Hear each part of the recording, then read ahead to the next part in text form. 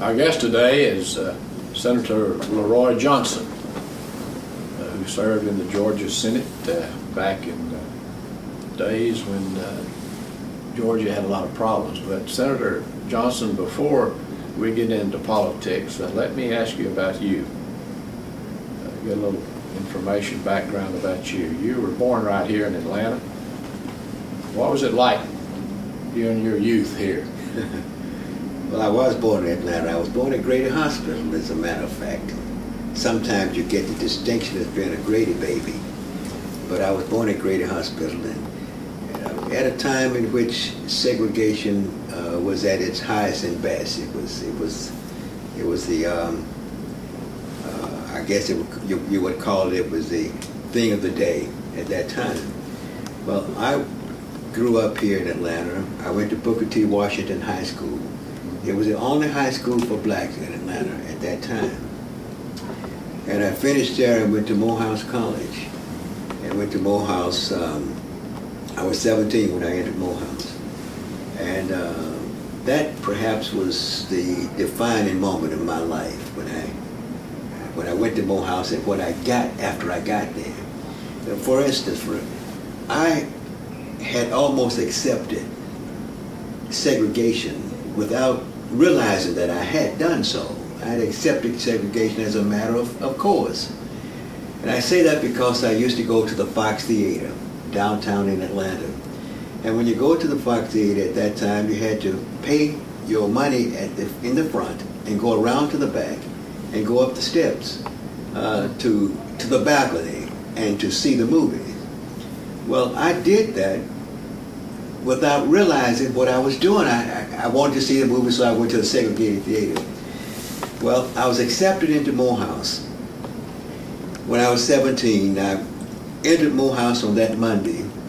The Sunday before that Monday, I went to the Fox Theater as I'd always done. Paid my money and went around to the back. That Tuesday, Dr. Mays, Benjamin E. Mays, who was president of Morehouse College, and later became president of the Atlanta Board of Education. But he was president of Morehouse College. And he, on that Tuesday morning, spoke to us from the student body, spoke to the student body in chapel. And chapel was a requirement for all Morehouse men to attend. Every morning, 9 o'clock, you had to be in chapel. But that morning, he talked about segregation and the evil of segregation. And he said, Morehouse men must never ever pay for segregation, because segregation robs you of your dignity. And it assumes that one group of people is greater than another group of people. See, so Morehouse men must never pay for segregation. And then Dr. Mays said, when you go to a theater and go to the back of the theater and go upstairs and you pay to do that, you're paying for segregation. And when you do that, you're suggesting that the people who were downstairs, who went in the front door, were better than you. And I sat there, and I thought that Dr. Mays was talking directly to me. I thought he saw me that Sunday going to the Fox Theater, and I thought he was talking to me. And that was the defining moment in my life. I never ever went to another segregated theater. And it was from that point on that I began to realize my own destiny, the way in which I was going.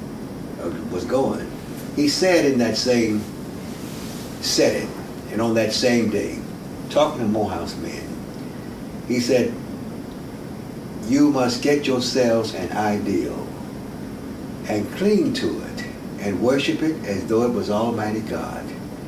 Because in order to survive in a segregated society, you must be ironclad and steel-girded.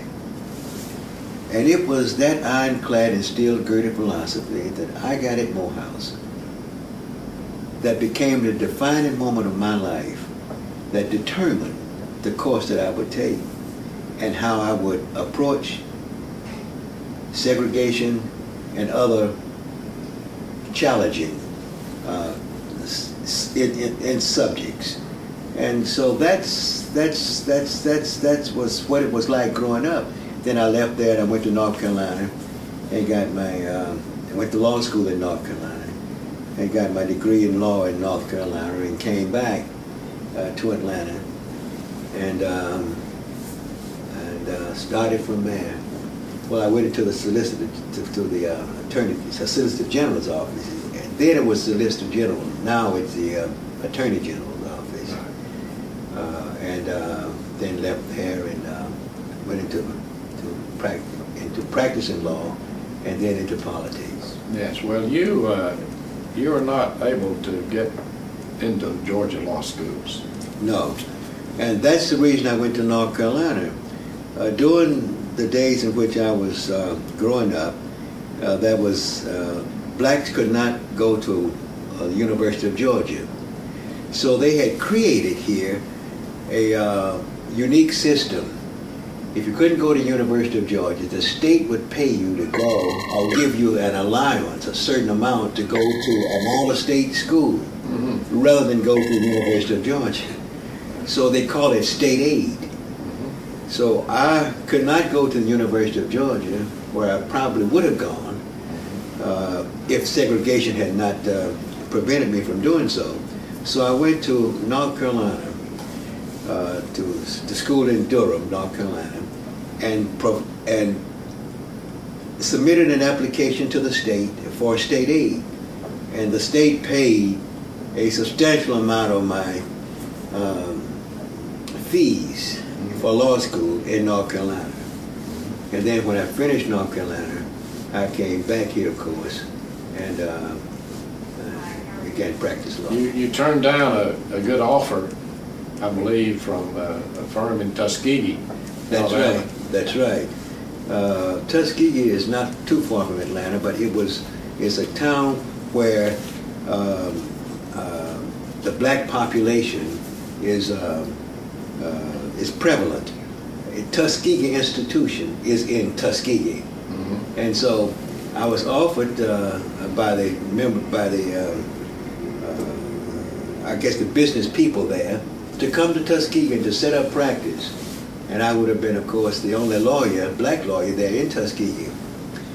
But A.T. Walden, who was here, had been very effective in getting the black vote to vote for Paul Webb, who was then the Solicitor General.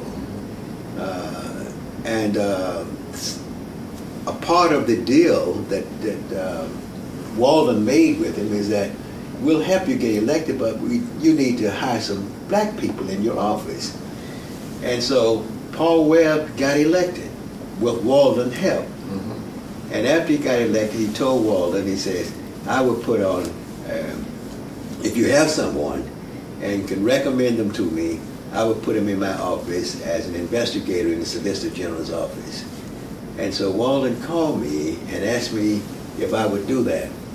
And then I had to make a choice between going to Tuskegee and then going into the Solicitor General's office, who was the District Attorney's office now.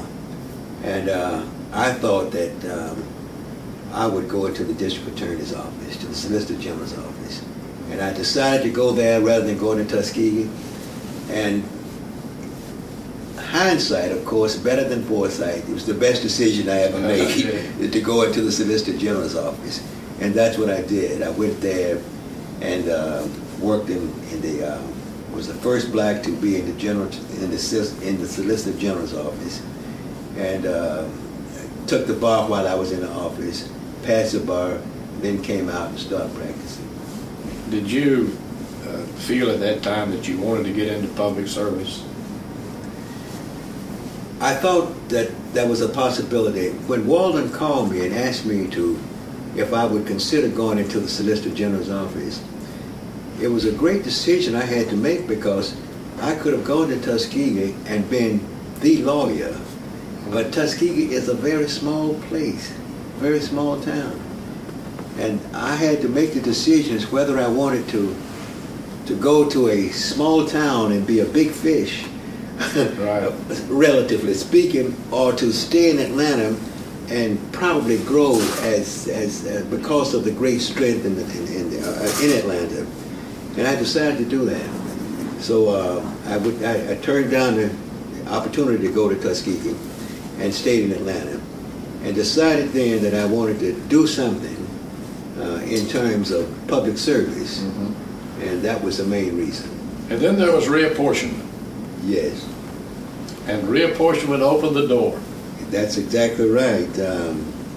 It was one at that time. It was the county unit system was prevalent in Georgia, and the county unit system was a system that was created by the legislature to give the rural counties more power than the urban counties.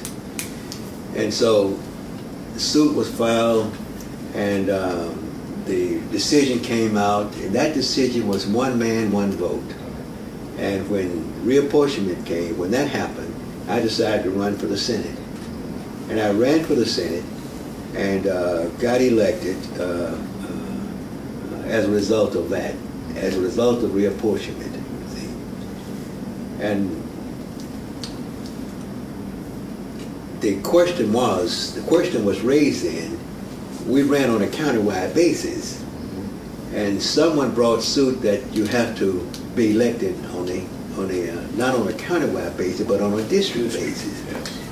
And when that suit came up, and it was going before Judge Pye, and Judge Pye had indicated in the past that he was not necessarily friendly toward blacks, toward Negroes.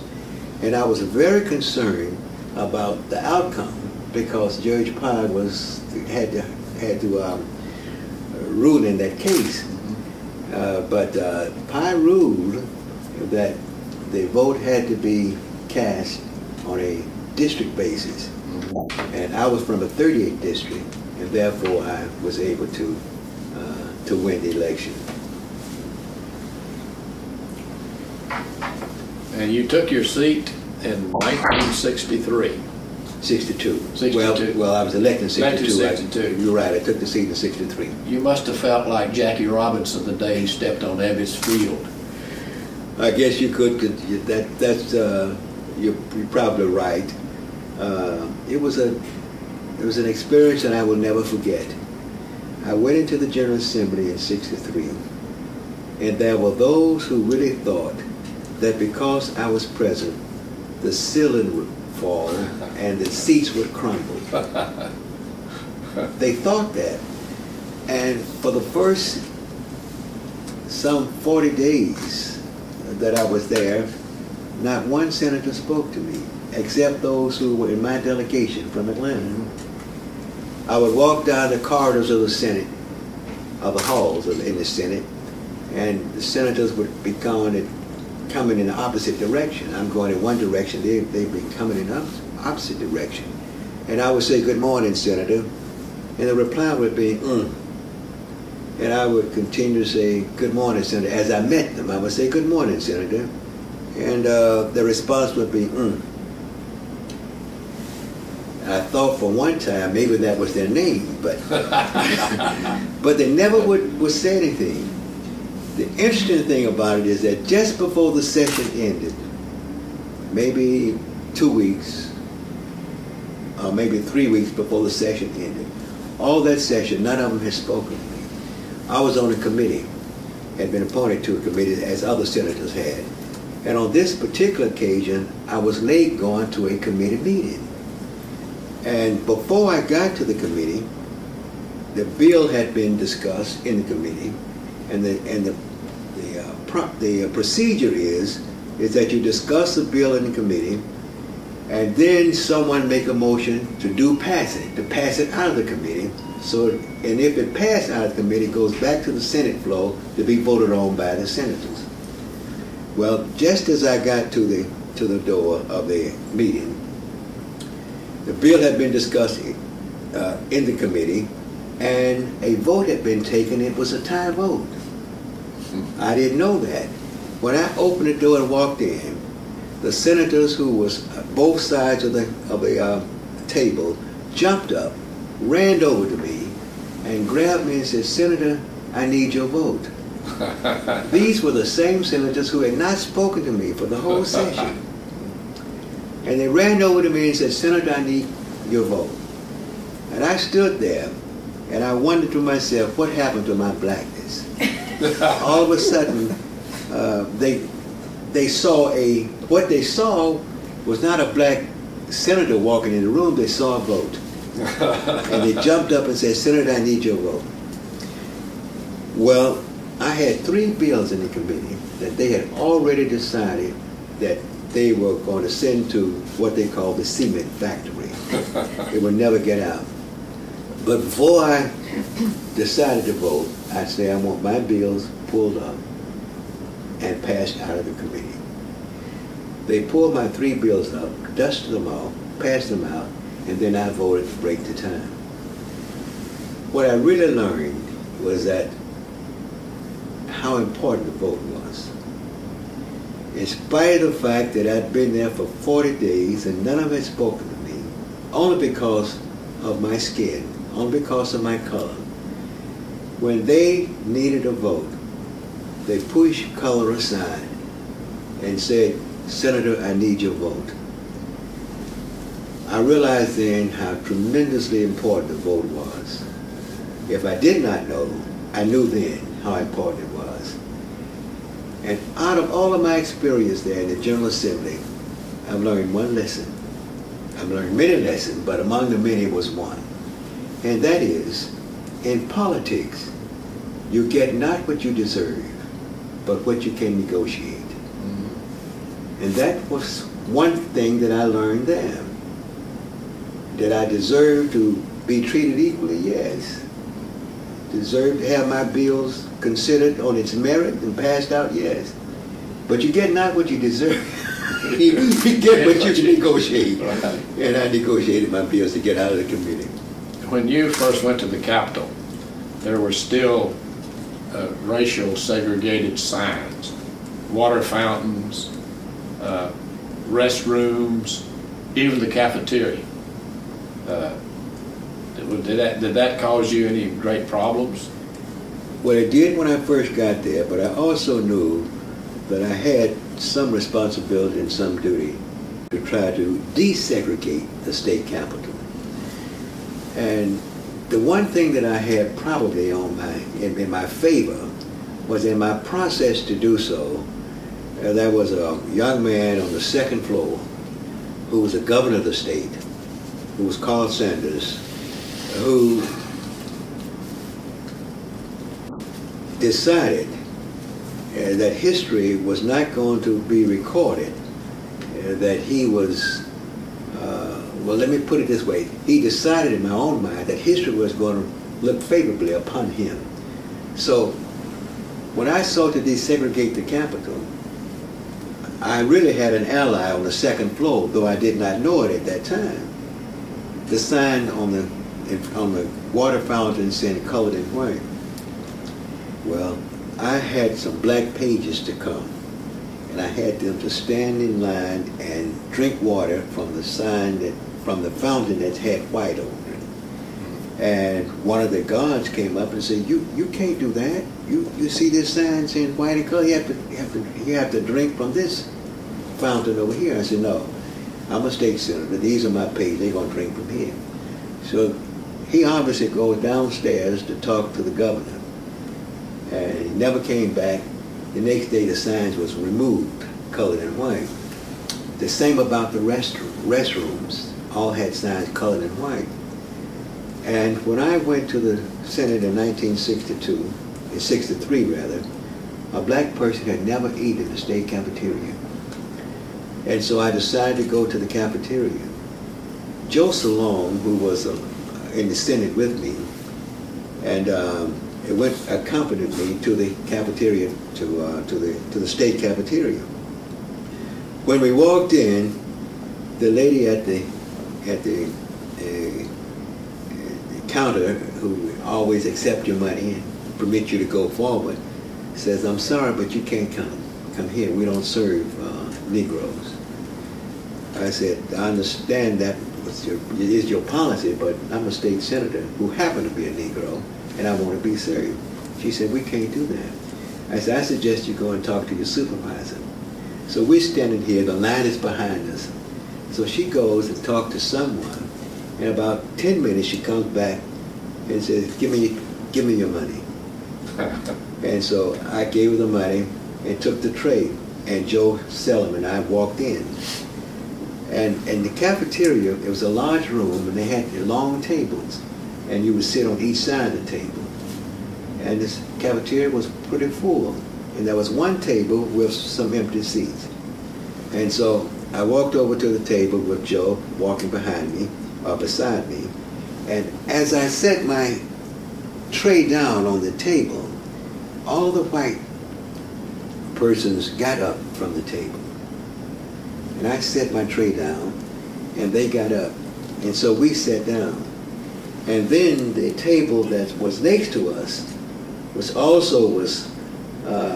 full of whites. They got up. And the table on the left of us that was full of white, they got up.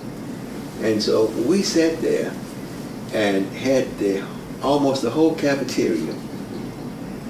And Joe Selim turned to me and said, Leroy, he says, you're the greatest thing since Metrocal. And if you recall, Metrocal then was it was a medical product, right, which made you feel good, yeah, after certain, right, things happened. But anyway, that's what happened. After that, the following day, I carried some of my pages in. Everybody walked right in, took a seat, nobody was sitting next to us, and we ate, you know. But that was what I considered my burden. That's what I had to do. But I did it without fanfare. I didn't call the press and say, come in, I'm going to desegregate the Capitol, watch me, see what I do. I did it because I thought it's something I had to do, number one. It was wrong to have a system by which you're favored and I'm not favored. And I knew that. And so I can always really go back to the defining moment in my life at Morehouse when I got the inspiration from Morehouse to do what I later on did, you know. But I always say that if Carl Sanders had not been governor, it probably would have been a more difficult task for me. And we developed a relationship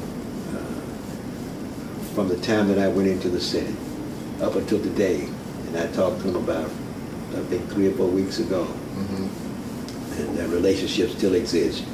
Well, you broke the ice, you accumulated friends, you became the chairman of a very important committee. All of that within a short distance of time. Yes, yes. And it was the chairmanship of the Judiciary Committee that further strengthened my belief that that relationships are extremely important.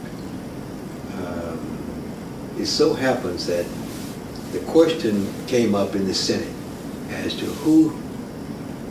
whether or not the presiding officer would be able to continue to appoint committee chairmen and committee members.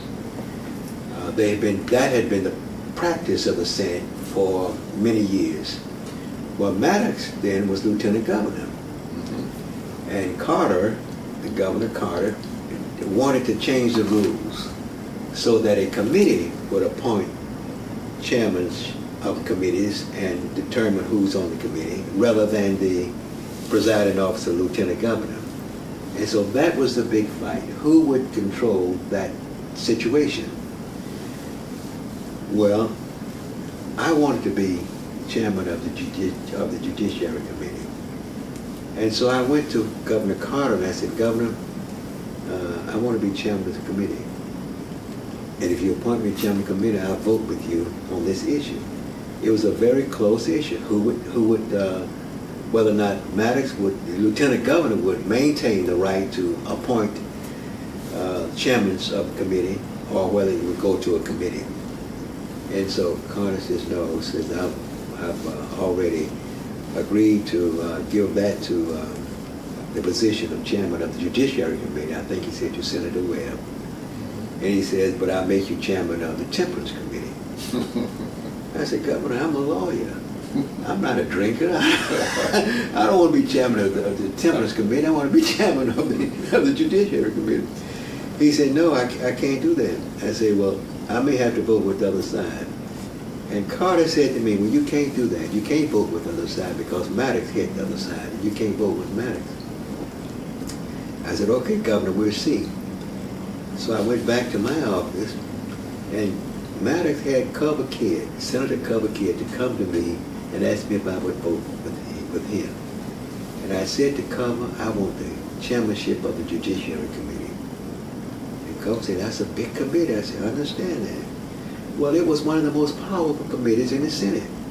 The Judiciary Committee, the Rules Committee, the Education Committee, and the Finance Committee. Those are the most powerful committees. So I said, but that's what I want.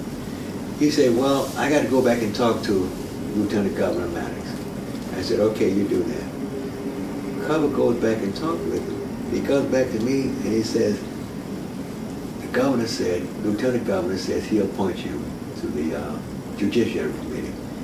I said, now, Cover, one other thing that I must have, there's 7 members on the committee.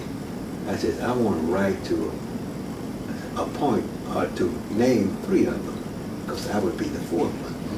He said, you always coming up with something, let me go back to the governor. So he goes back to Maddox, and he came back later and says, okay, we'll appoint you chairman, and you can appoint 3 of the members of that committee, of the 7-person committee.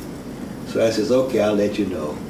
I went back to the governor, to Carter, and I says, Governor, I says, I want to vote with you, but I want to be chairman of the Judiciary Committee. And I've already got a commitment from Lieutenant Governor Maddox to make me chairman. Will you make me chairman? He says, no. He said, you can't vote with Maddox. I says, okay, Governor. All right, thank you. Now, what Governor Carter failed to realize is that my vote for Maddox, if I had voted for Lieutenant Governor to maintain that position, I was not voting for Maddox. I was voting for history as I saw it. History that a black man become chairman of the Judiciary Committee, a very powerful committee. And if I did it, then somewhere down the line, in the future, others black could do it. Carter didn't see that. He just saw Maddox was a segregation. I was black, and I had to vote anything against him. And I said, what Governor Carter failed to see is that I was voting for the future. So I went back and told Cover Kid, I said, Cover, I go with you. You keep your promise to me. And he said, okay. So at the Senate at that time, everybody voted by hand. We didn't have the electronic machines. We had to vote by hand. The vote came to the floor of the Senate. And as God would have it, that vote passed by 1 vote. And I held my hand up, and the vote was that the Lieutenant Governor maintained the power to appoint committee chairman. Carter lost. Lieutenant Governor Maddox won. But I became chairman of the Judiciary Committee. And then I appointed the first black to serve as an assistant to the Judiciary Committee. They gave me an office. I had the first black secretary to serve in the state Senate as a secretary to a standing committee. And as a result of that, we were able to, I think, make a tremendous amount of progress. Because then the question was no longer whether a black could be chairman, because I had proven that. And so then others just had to be elected to become chairman. And that was the result of, and there again, the theory that you get not what you deserve in politics, but what you can negotiate. became evident to me. That's right. And that was a part of it. Well, speaking of Culver Kidd, who are your closest friends in the Senate? Well, Culver was certainly one of them. And the gentleman from Bob Smalley, from Griffin, Georgia, principal fellow, was another. Smalley, Culver Kidd, the gentleman from Augusta, from Savannah, very fine senator from Savannah. Jack Riley? Jack Riley. But this one was, he was known in the Senate by when a bill passed, and it appears to have just had Frank Downey. Frank Downey. Frank Downey. Yeah. That's who it was, Frank Downey. He became a very good friend of mine. And I had a good relationship with most of the men in the Senate. Good. And it's that relationship that I really cherish. I developed friends there. And the one thing that I can say about the Senate, the friendship that you develop there, it seemed to have always had longevity to it. The class of '63 That's right. is still looked upon as one of the finest Senates this state has ever had. And Hugh Gillis was my friend. He became a very good friend of mine. Hugh Gillis. Your class had one president, 2 governors, mayors, public service commissioners, judges, and has been looked upon as one of the finest senates that we've ever had. But your election, Senator, in '62 inspired other black candidates.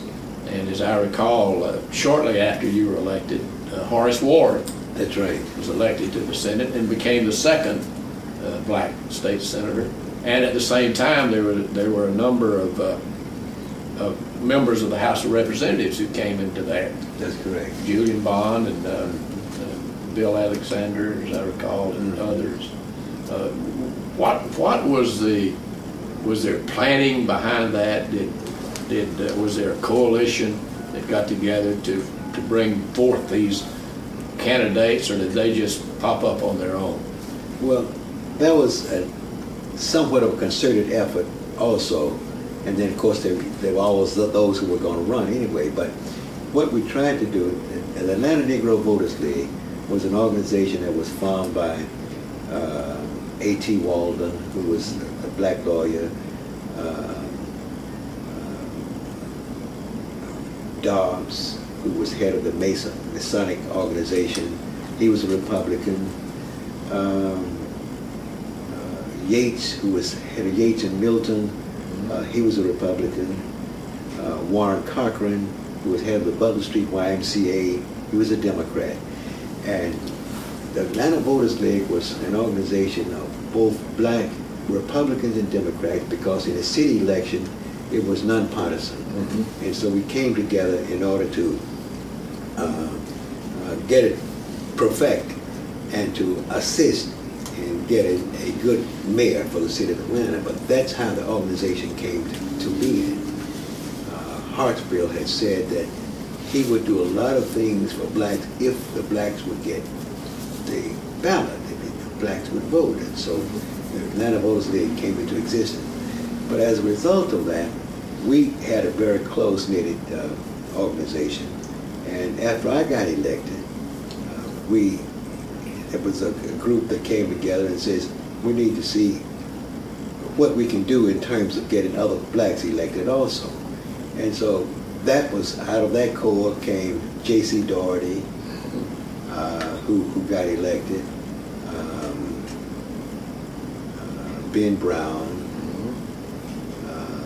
and 2 or 3 others. Julian Bond? Julian Bond, Julian Bond, Ben Brown, and there was one other, Julian Bond, Ben Brown, J.C. Doherty, and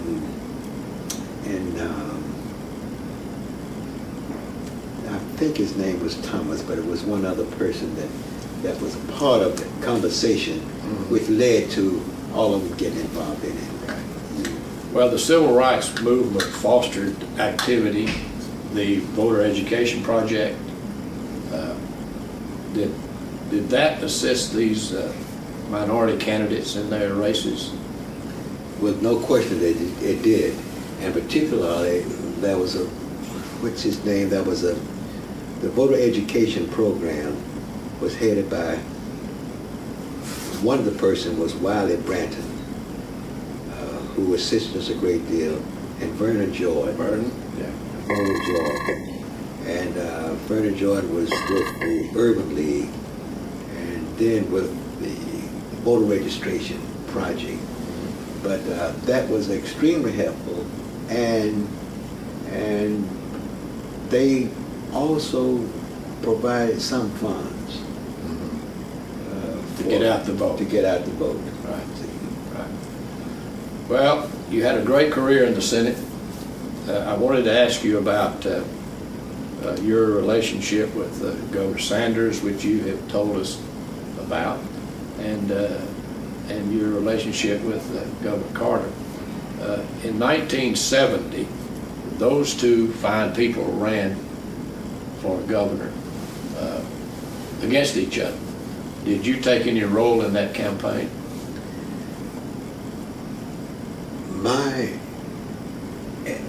My role was, well, let me put it this way. I was very much in favor of Governor Sanders, without any question.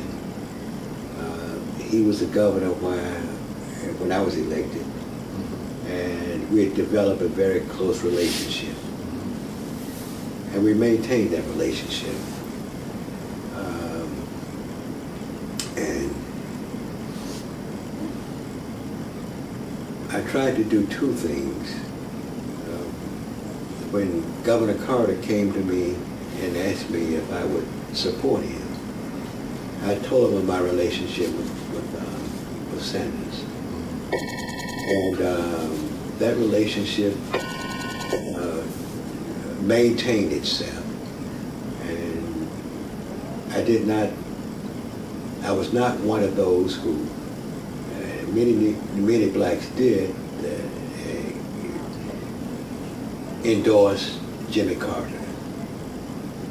And I did not do that because of my relationship with Governor Sanders.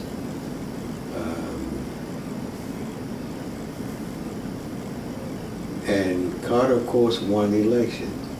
But the interesting thing is that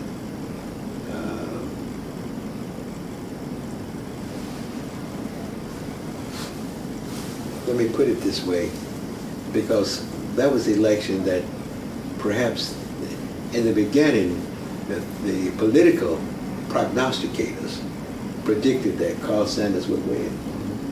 That Carl Sanders would win. And he did not, of course. But my feelings and my efforts was to help Sanders. And I never regretted that, because we developed a very strong friendship. A lot of people believe that Jimmy Carter ran an unfair race against Governor Sanders by bringing the race issue in and accusing him of being pro-integration and that sort of thing. Do you think that had an effect on the outcome of the election? I think it did. I really think it did. I think it had some effect. The degree to which I'm not sure, but I'm almost certain that it had some effect. And that Sanders felt very, very much wounded by that kind of attack, but I think it did have some effect. Well, let me move forward now. You had a good career in the Senate. You were able to get along with all the senators, and they appreciated you, and you grew, and then you decided to run for mayor. Any particular reason you wanted to get out of the Senate? No, I think that was not one of the wisest decisions that I've made in my life, in my lifetime.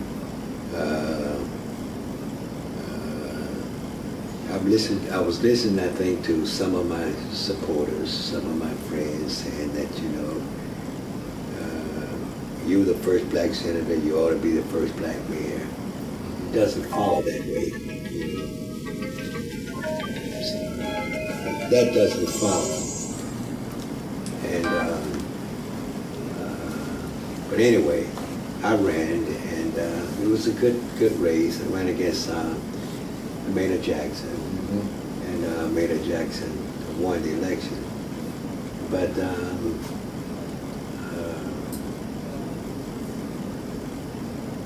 I enjoyed being in the Senate, and probably would have remained in the Senate if I had not decided to run for mayor. But I did make that decision, and you have to live with the decision that you make, and you go ahead and make the best of it. But in hindsight, I probably should not have ran. But at that time I didn't know that. At that time I said, look, we can do it, you can do it, and we ran. And I had a real passion for Atlanta. I loved this city. I was born and raised here, and I wanted to see it grow, and I wanted to see and a lot of things that I wanted to do, and I thought that was an opportunity to do those things. Jimmy Carter did quite a bit to break down the barriers of segregation when he was governor. Yes. And of course, Governor Busbee was a great developer of the state. Who do you think is the best governor we've had in the 20th century?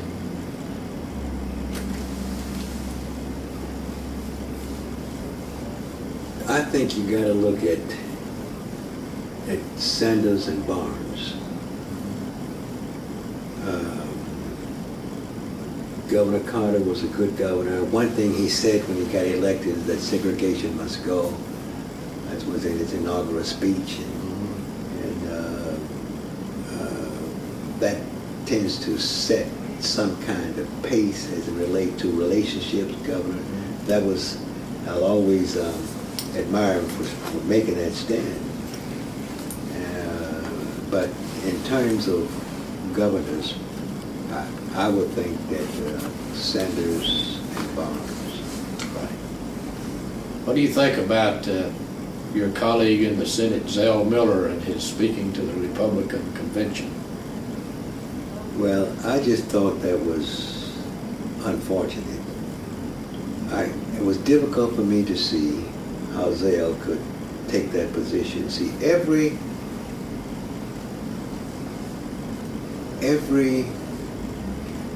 advancement, every political achievement that Zell made has been as a Democrat. And whatever money that he has made, he made as a Democrat. And then to just abandon the Democratic Party in that fashion, it was just difficult for me to see, and to accept.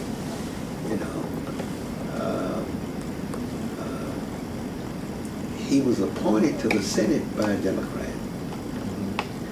And I was in the Senate when Zell was coming up, when he was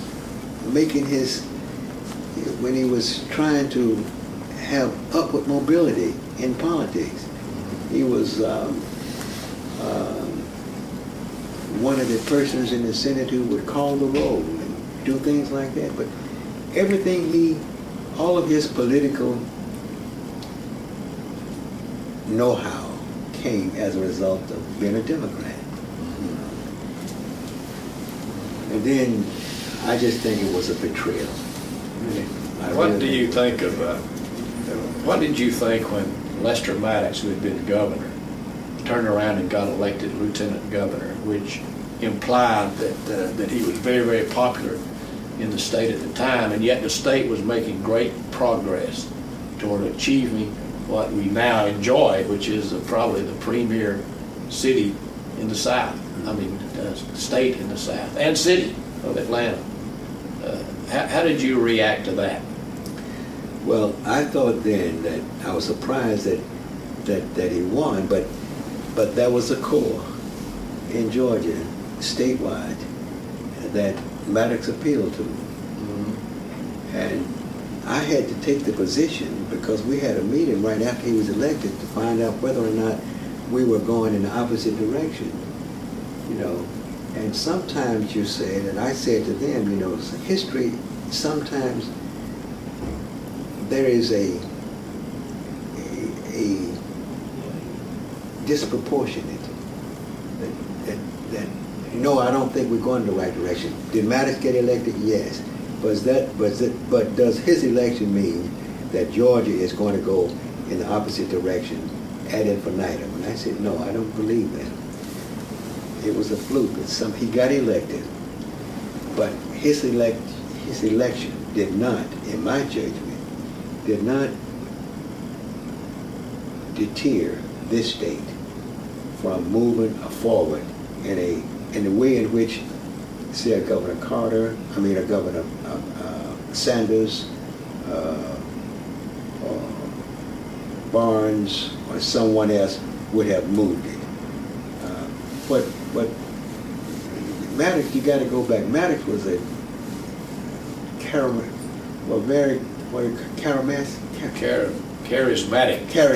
very charismatic character. And some people didn't like his philosophy, but liked him. And they voted for him, you know.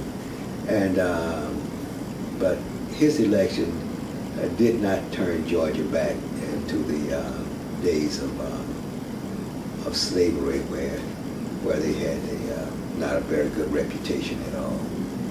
And I didn't think it did. As a matter of fact, what I got to learn about Maddox as I served under him when he was governor was two things. Number one is that he says one thing for political reason, whatever, for whatever reason, and he does something else, you know. And I learned that because I had to go to him at the time that I was getting the license from Muhammad Ali to fight. Some 56 cities had turned Ali down and said he could not fight because he did not go into the Vietnam War. I got a call from a fellow named Harry Pett, and he says, if you can get him a license in Atlanta, we can put on a fight that we can get a contract where Ali would fight here in Atlanta. So I had my staff to look at the statute, and there was no law in the books governing boxing at that time. So I called Pat and said, we can get him a license, because as to whether or not a license would be granted addressed itself to the city council, and that was to the mayor and to the city council of Atlanta. Well, I had just helped Sam Marcel get elected, and I had helped many of the members of the council get elected. So I said, we can get him a license here. And I then sought to get him a license to fight in Atlanta. A part of that process was that when the word got out that he was going to fight here, the question was whether or not the governor would stop it, whether or not Maddox would stop it. So I went to him and I said, Governor, I got an opportunity to get a license for Ali to fight. And Ali doesn't know anything but fighting. That's his profession. And if he doesn't fight, he's going to have to go on welfare. Governor's opposed to welfare, you know, that sort of thing. And then, at that time, Governor Maddox's son had gotten into trouble in DeKalb County. Hubcaps or something that was in question. And the judge in DeKalb County said to his son, well, when it came to the sentencing, I'm going to give you another chance. I'm going to give you another chance. I'm going to let you, instead of putting you in jail, let you report on the weekend and resolve the matter. So when I went to Maddox, I said to him, and this was about a week after the judge had said to his son, I'll give you another chance. And I went to Maddox and I said, all I'm asking, Governor, is to give Ali another chance so that he can fight. That's what he knows, that's what he can do. That's his profession. And so Maddox said to me, and under that umbrella, give him another chance, he says, okay, on with the fight. So I walked out of his office, and Orville Morris of WSB was on the outside of his office. He said, what did the governor say? I said, the governor said on with the fight. And so the newspaper came out that night, and Governor Maddox okayed the fight. When that happened, the White Citizen Council and everybody else started raising sand. Some people shot in my window at home. Oh my goodness. And Maddox the next day says, no, he will not fight here. He changed his mind. He says, no, he's not going to fight here. So I called Carl Sanders. I said, we're in trouble, Governor. I said, Governor Maddox says that he's going to try to stop the fight. And so Sanders says, well, let me call you back. So he called Arthur Bolden. Arthur Bolden was the Attorney General. Sanders had appointed him Attorney General.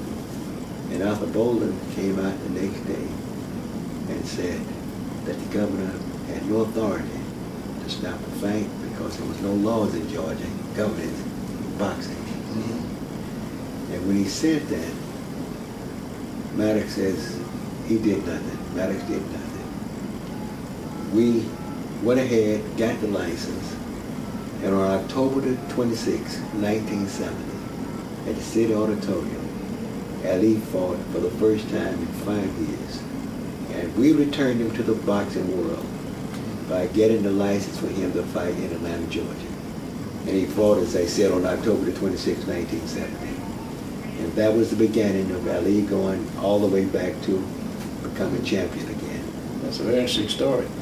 Incidentally, we had a conversation with Governor Sanders, and he reminded us of the time that you went to a committee meeting at the Commerce Club. Yes. Do you remember that? Yes, I certainly do. It was a time when the governor had stated that he was going to meet, that all senators was invited to a luncheon at the Commerce Club. The Commerce Club had a policy of serving white only. Mm-hmm. And it's been that policy for I don't know how many years. So when I went to the Commerce Club, I walked in the door, and the maitre d' says, can I help you? I said, yes. While the senators are having their luncheon, I'm going to the luncheon. He said, you can't do that. We don't serve Negroes here. I said, are the senators having the luncheon in here? He said, yes, they're having it there and then in the room at the end of the hall. I said, well, I'm going to that luncheon. He says, we do not serve, you cannot go there. So I just walked by and continued to walk to the room. And when I got to the room, it was a big room, and Hugh Gillis was there, and 2 or 3 other senators was there. So I walked in, and I sat at the end of the table. The waiters and waitresses was lined up against the wall, waiting for everybody to come in. And when I sat at the table, the maitre d' came and picked up the plate in front of me, the utensils in front of me, and carried them out. The plate, the knife, the fork, and the water. Took them all off the table and down. So I told Hugh Gillis, I said, Hugh, I says, I'm suggesting that you had better call the governor or someone, because if I don't get served here, I'm going to call WSB and all the other newspapers, and we're going to really have it out.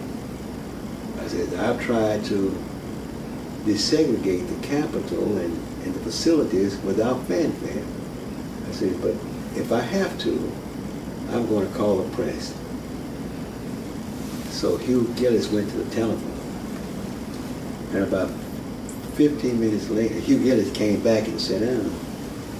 And about 10 or 15 minutes later, the same maitre d' that carried all of the utilities in front of me, my plate out, He walked back into the room, set the plate down in front of me, put the knives and forks beside it, the napkin, and the water. Set up the whole table set up, and then he walked out. And when he did that, the waiters and waitresses who were lying against the wall just started applauding. They started applauding too. And we sat there, and the meeting started. But what had happened is that Carl Sanders, Hugh Gillis had called the governor. Carl Sanders had called Mills Lane. Mills Lane. And Mills Lane had called the Commerce Club, and they put it back into order. And the process went on. I didn't call the press. We had lunch, and we left there. And but that was the incident at the Commerce Club. You were a pioneer. Yes. You were you helped form an organization known as Gabio. I think you were the first chairman or president. That's right. That's grown into quite a big, powerful organization in state politics. Are you still connected with them? Only as kind of an advisor. Tyrone Brooks is my personal friend, and he's now president. Mm-hmm. And I've always, he always called me. He'll call me, and we'll talk about problems and solution to problems. And then I have spoken to that organization on numerous occasions. But they are moving right along. Well, in your first race, you had great bipartisan support. You had the business folks behind you, and so you were able to really be a strong factor in minority politics, not only in the state, but around the country. Yes. The interesting thing is that there was a young lady by the name of Johnny Yancey who was married to a doctor here, and she became my treasurer, and we began to immediately try to put together a program by which we approached the business community, and we did that, and they were very responsive, and we were able to run a very significant campaign, and part of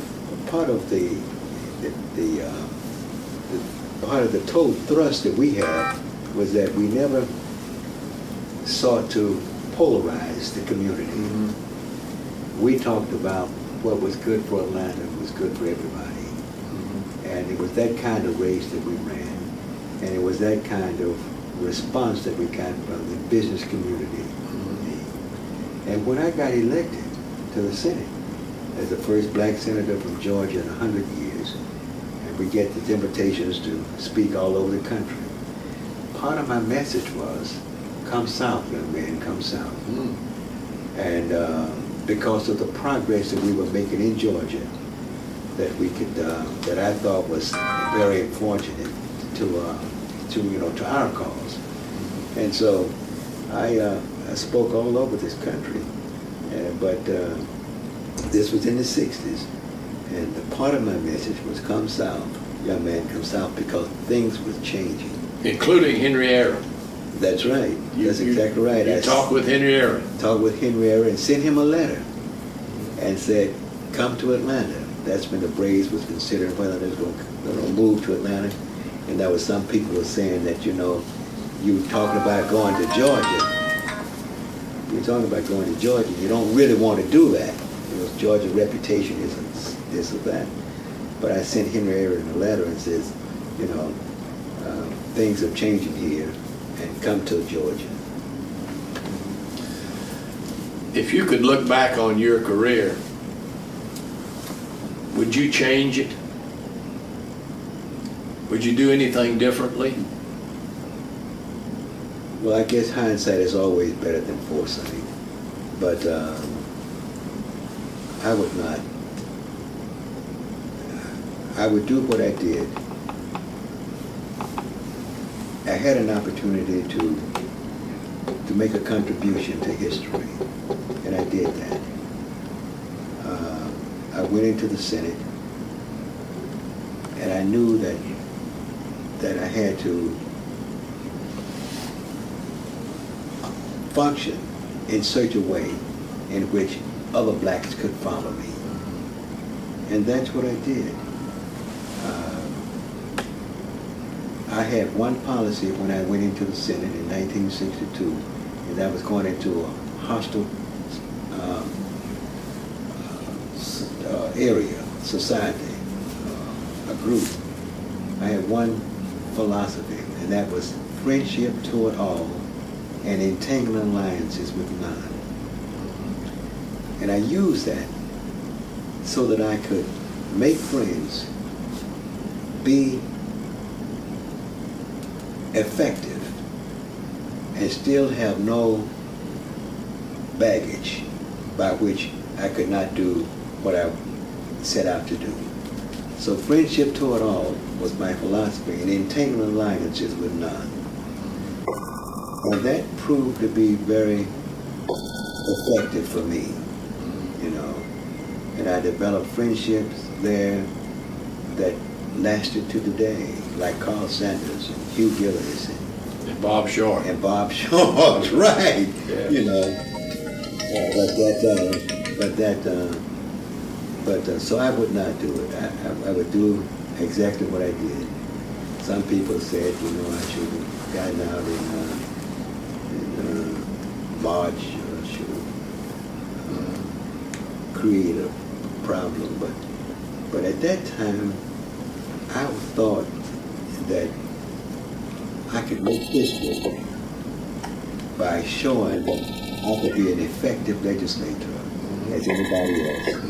All I wanted was the opportunity to use my mind, to use my experience, to use my talent. And that's all I wanted. And I said to them, you know, you give me this opportunity. And that's what I did in the Senate. Senator, you mentioned negotiation is the best way to succeed in politics. After the incident where you discussed your vote and negotiated with the committee, were you accepted by the senators after that? That was the beginning. After that, it seemed that the ice had broken. There were those senators who never spoke to me during that first session, actually touched me and put their hands on me when they said, I want your vote. That seemed to have broken the ice. And then the next session, the reception was far warmer. And they then obviously had realized, or come to believe, that the ceiling was not going to fall, the seat was not going to crumble because I was there. And then they had never had any experience of dealing with a black man before. They thought, I'm assuming, that all black men had to be ferocious, was going to try to cut the neck or stab them or something. I don't know what they thought. But then I think they observed me and saw that I was rational, that I had a fairly decent mind, that I was articulate. I would go to the well of the Senate and I would talk about issues. And I was talking about this Senate, what this Senate ought to do, and how we as a Senate can do thus and so. And I won some friends, I think, because of my approach. But the second session, the whole reaction was quite different. They began to accept me as a senator. But the significant thing about it is that when I went there, the first year, not one of them spoke to me. When I left, there wasn't one who did not speak to me. All of them was there. On one occasion, when I put a bill in to be voted on, and when it came up for vote, the bill did not pass. And on the rules of the Senate, you can bring it up the next day and ask that it do pass. And when my bill did not pass, I went to the telephone, and we had this phone where you can call all over the state. And I called black people in Athens, Augusta, Savannah, and others to tell them to call that senator and ask them to vote for my bill. And the next day when the bill came up, I moved for reconsideration. That's what you ask for, reconsideration. And when I asked for reconsideration, they called my bill up, and my bill passed on the reconsideration. And then the senator from Enigma, Bobby Rowan, came up to me and said, "Senator Johnson, you got the best organization in Georgia." Because some of his constituents had called him and told him to vote for my bill. But we had the Georgia Voters League, which had memberships in many of the counties, not all 159, but in the larger counties and others. And I had called them and asked them to call their senators. But Bobby Rowan said to me, "You got the strongest and the most effective organization in Georgia." And Bobby Rowan became my friend. And Bobby Rowan was from South Georgia, Enigma, Georgia. And but he became my friend. But the answer to your question is that the ice began to crack at that meeting. And after that, the acceptance became came along very well, and I was accepted in the Senate. One point I just really want to make to talk about acceptance. The chairman of the Finance Committee was from Augusta, Georgia, Senator from Augusta, Georgia, and I'll tell you his name in just a minute. Fuqua? Not Fuqua. I think he was from Augusta. He was a very close friend of Carl Sanders. Gene Holly. Gene Holly. You have a great memory. Gene Holly was chairman of the committee. But I've been in the Senate for a couple of years, or 3 years, and I thought that the acceptance was fairly well. And on this occasion, Gene Holly came to me and said, "Senator," says, "at the break, I want you to come up to room 403, and we're going to have a meeting there." So I said, "Okay." He didn't tell me what, and I went on to lunch, and I came back, and when I came back, the meeting had already started, and I went up to that meeting, and he had his committee there, and around the table was members of that finance committee, Cover Kid and others, all around the table, and they were dividing up the money that was to be voted on in the bill. And so they would go around the table and ask each senator, "What do you want?" Cover Kid said, "I want X number of dollars for a millage bill, for the House bill in Milledgeville." And I'm sitting there amazed as they were going around the room and they were determining what the amount of money they want from the budget. And so he got to me, and Gene Holly said, "Senator, what you need?" I said, "Gene, excuse me just a minute. Let me run to the men's room and I'll be right back."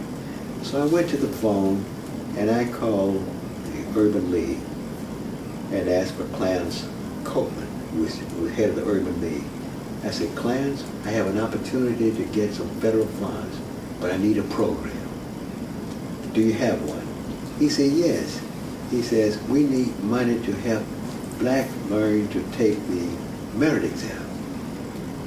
And I said, how much you need for that? He said, well, we need at least $50,000 as a startup for that program. I said, okay, let me get back to you. So I hung the phone up and ran back into the room.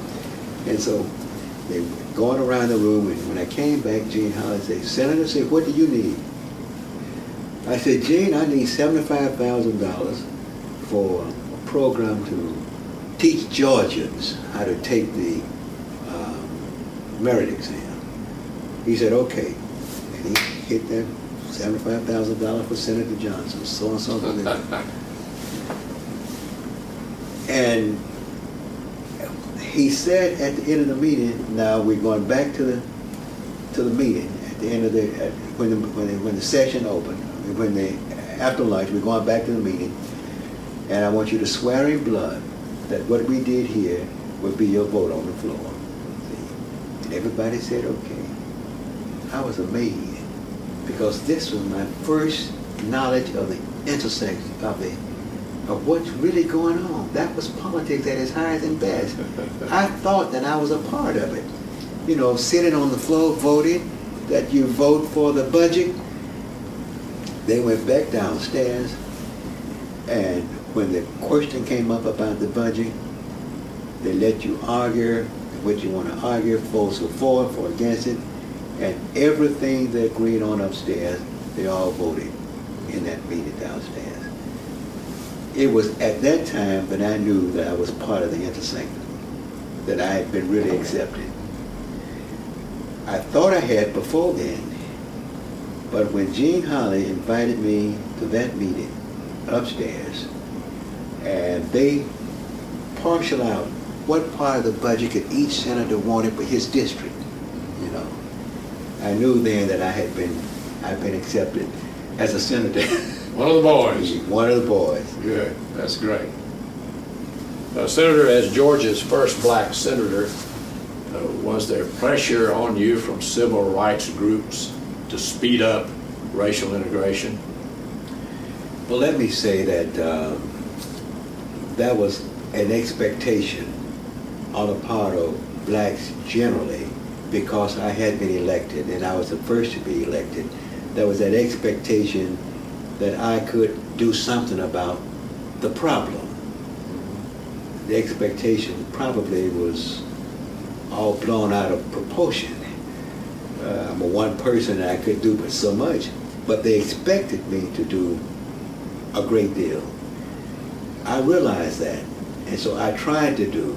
That's why I moved immediately to try to, and did desegregate the state capitol, and to get black people involved in areas where they were not involved before. But as it relates to the civil rights movement, it just so happens that Martin Luther King Jr. Finished at Booker T. Washington High School in '44. I finished Booker T. Washington High School in '45. Martin Luther King Jr. was entered into Morehouse and graduated in the class of 1948. I entered Morehouse and graduated in the class of 1949. I knew Martin at Morehouse. In 1948, Martin Luther King Jr. went to the National NAACP convention as a delegate.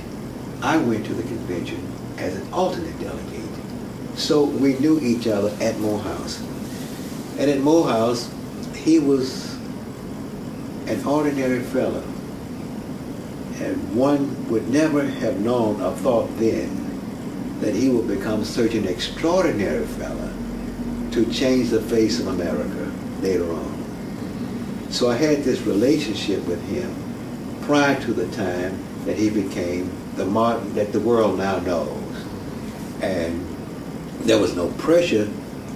I always assisted, did what I could to assist him in every way, and appeared on programs where he appeared, and at meetings.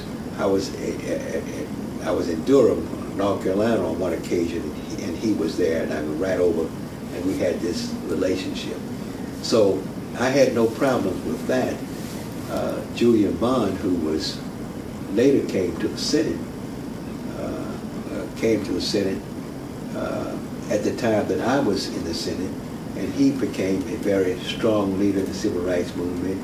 But our relationship was such that he would call me if he wanted me to do something, I would do it, but there was no pressure that was put on me. And that was probably the finest relationship that I've had with both Martin and with Julia in that regard. Senator, one final question, if I may. How would you like to be remembered? Well, I suspect that I would want to be remembered as one who, in a very difficult moment in history, sought to prove that given an opportunity, a black man can be just as effective legislator as a white man. And I wanted to show or to prove that given that opportunity, that the ceiling would not fall in, the chairs would not disintegrate, and that if they had an opportunity to witness me, to view me as an individual, as a person, that would probably change the course of relationships. So if I had to be remembered in any way, it is that I wanted an opportunity, I want to be remembered as one who took who went into the Senate of Georgia at the time when there was thought that a black man represented everything that was evil and everything that was not good. And I had an opportunity to go into the Senate and change that impression, to show them that relationships is not based on color, but it's based on what's in one's heart. You know, and I feel very strongly about that. And people like Hugh Gillis, who was not accustomed to treating black people as equal, became my friend. And people who had no concept of a black man being able to stand up in the well of the Senate and talk about Aristotle and Plato and Socrates, had no idea that knowledge can come from a black as well as a white. And when they got that notion, that idea, then they felt comfortable in saying, all right, we can proceed together, we can walk together along the life's highway. And that's how I like to be remembered, as one who opened the door when the doors was thought to be permanently closed, and created and developed friendship, and was able to forge, I think, progress, which I think has some significance between black and whites today. Thank you, Senator. You've been a great Georgian, and we appreciate what you've done. Thank you. It's my pleasure. It's my pleasure. It was my pleasure when I first got the call from you. I said, "Man, this is really great."